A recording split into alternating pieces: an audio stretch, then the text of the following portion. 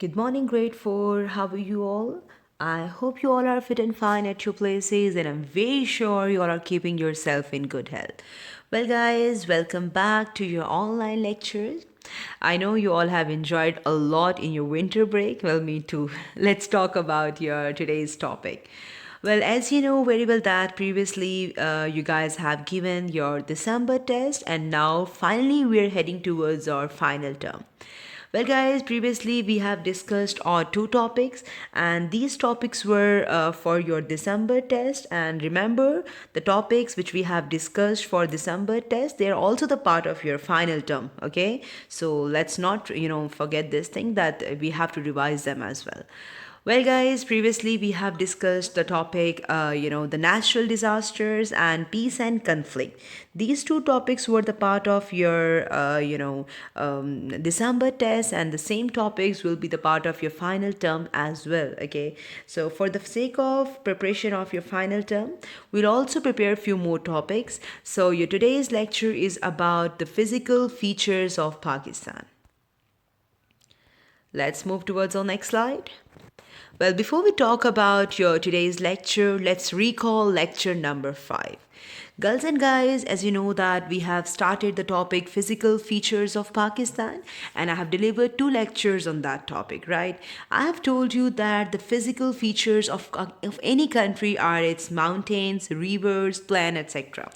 Well, you can say that plateau, deserts, all these features which are prominent on land, they are called the physical features. Okay, so the physical map of Pakistan shows that there are a number of peculiar features are found in Pakistan. It's mean you can say that the land of Pakistan is different in different areas, right? So, for example, we are living in Punjab province. The area of Punjab is quite plain and flat. But as I told you that my forefathers are living in Murray. So Murray isn't a plain area. In the north of Pakistan, we have high mountains. So, Pakistan is a combination of beautiful, physical features. Well, guys, we can see the snow-capped mountains in the north of Pakistan. Well, in the south, we have, fertile land, and that fertile land is called the Indus Plan. And our today's topic is, definitely about the plain areas of Punjab. Well, guys, in the west of Pakistan, we have desert, and all these features are called the landforms of Pakistan. These are called the physical features as well, and these are called the landforms as well, right? So previously, we have discussed about some mountains of Punjab. I have told you that your province Punjab, where you all are living, it is not very much mountainous. As I told you that Punjab is a flat land. Punjab has a flat land. Well, guys, the raised part of the earth above the sea level is called, mountain. Definitely remember one thing that mountain has a broad base, okay? Well, Punjab is a plain area and it has no such high mountains like northern or western mountain ranges. But still, guys, it has some mountains which we have discussed previously, and let's take a short recall about these mountains. Well, this is the Swan Valley. Swan Valley is located in Punjab, and guys, we have Sakasar Mountain in Swan Valley, right? Well, Swan Valley is located in Khushab district in the province of Punjab. Well, the another mountain which we are going to discuss, that is Kala Chitta mountain range. We have discussed about that particular mountain range in the previous lecture with details, right? So Kala Chitta mountain range is located in Attock district of Punjab, and guys, its height is 2759 feet, right? Well, let's talk about the next mentioned mountain range. Well, guys, the next mentioned range is a salt range. Salt range is also located in Punjab. Well, guys, these mountain ranges are you can say that located in Punjab, and the Kirana Hills are also known as the Black Mountains, right? because these mountains are rocky, and guys, these mountains are located in province Punjab, right? So Punjab has no such high mountains, but still it has few mountains which we have discussed in the previous lecture, and today we have just recall all these mountains. Well, today we'll talk about, or the topic which we will discuss today, that is about the plain areas of Punjab.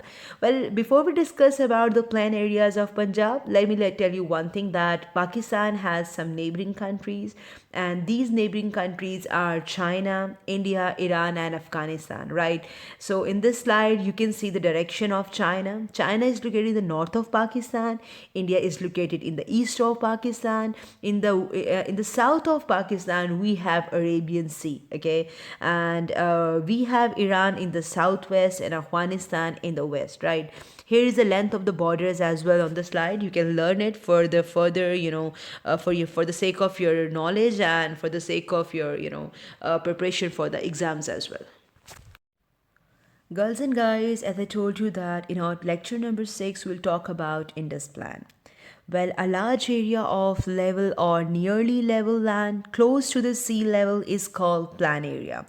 Well, guys, the Indus River Plain is a vast expanse of fertile land, or you can say that the best, Indus Plain is the best land for growing crops, and it is really very fertile land because of River Indus. Well, guys, the Indus, expanse of fertile land covering approximately 2 lakh square mile, or guys, you can say that it has a gentle slope from Himalayas, in the north to the Arabian Sea in the south, and that slope is no more than 1 feet per mile, or you can say that 1 meter per 5 kilometers. Well, guys, let's talk about the region of River Indus. Well, this region is irrigated by River Indus, or the tributaries of River Indus, which are Ravi, Jhelum, Satluj, and Chenab. Well, this land is very good for growing crops. Let me mention again this thing. Well, guys, it is divided in two sections, and now we are going to talk about these two sections. Well, these two sections are called Upper Indus Plan and Lower Indus Plan. Let's discuss about these sections, separately. Well, guys, the Upper Indus Plan is the area. It is located at the point of Mithankot, and guys, other rivers join River Indus at the point of Mithankot, right? The plan above Mithankot is called the Upper Indus Plan. Well, in this map, you can see this thing very clearly. Well, guys, Upper Indus Plan, it extends from, Attock to Mithankot.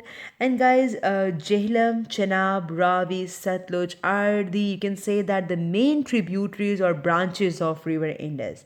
Well, guys, the area between the two tributaries is called, Doab. And guys, all the tributaries meet at the point is called Panchanath. Okay, you have to keep these two important points in your mind. Well, let me recall this, about Upper Indus Plan.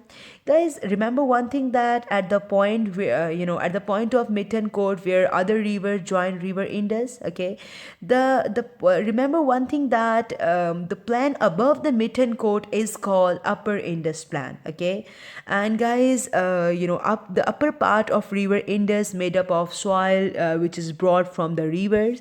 So remember one thing, that is a very fertile part of Indus Plan. And guys, in the south of Mithankot, we have Arabian Sea, right?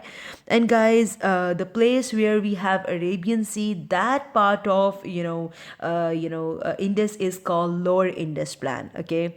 And remember one thing, the region in the south of Mithankot to the Arabian Sea is called Lower Indus Plan, and it includes the most part of Sindh. And guys, this plan is very fertile as like Upper Indus. In the north of Sindh, there are several canals. However, the central part of Sindh is irrigated by the large network of canals, and guys, due to which healthy crops are produced in this region. Remember one thing, that it extends from the Mittencourt to Tata. And guys, Mittencourt is the name of the place. Okay, if you wanna understand this thing, if you want for the better understanding, I want you all to please open your book page number 31. You can see Upper Indus map and the Lower Indus map very clearly. Guys, this Indus, you can say that the Lower Indus plan is the old stage of River Indus, and due to the very less slope, or you can say that very less, slope, this River Indus is very good for growing crop. This part of River Indus is very good for growing crops, right? And not river Indus, the Indus plan, this part of Indus plan is very good for growing crops. Okay, so we have discussed today about about the Upper Indus and the Lower Indus plan, right? I have told you that at a point where different river join River Indus, what we call to that point. Okay, I have told you, just you have to recall what I have told you. Remember, guys, the area between two tributaries or two branches is called Doab, and all the tributaries meet at the point is called Panjanat. Let me explain this with little more detail. River Indus is the main river of Pakistan, right? And main river of this our region where we all are living. And guys, it starts from the Himalayas mountain. Okay, it starts from the Himalayas mountain, and other rivers join, or the River Indus, from different areas of Pakistan. And remember one thing, the place where different tributaries meet, at the point, that point is called Panjanat. Okay, so River Indus, Indus plan is quite good for growing crops, because Indus has a very good soil, and because of the River Indus, because of River Indus, that area is very good for growing crops. Okay, you have to keep one thing in your mind, that the plain above the Mittencourt is called Upper Indus plan. And guys, the upper part of River Indus is made up of the soil which is brought from the rivers. Okay, and it is very fertile area. And guys, this region in the south of Mittencourt to the Arabian Sea is called Lower Indus plan. So what we have discussed today, we have discussed about Lower Indus plans, and we have discussed about the Upper Indus. Okay, so now we are going to talk about your today's assignment. Okay, what you have to do, I'm going to assign you something. You have to draw the map of plain areas of Pakistan, which is available on your book page number 31. And the second most important thing is that you have to collect the pictures of highest peaks in the world, and you have to paste them on your scrapbook. Okay, till then, I'll see you in your next lecture. Till then, take care of yourself, do whatever you want to do, but make sure do not trouble your mother. Till then, bye bye. Allah Hafiz.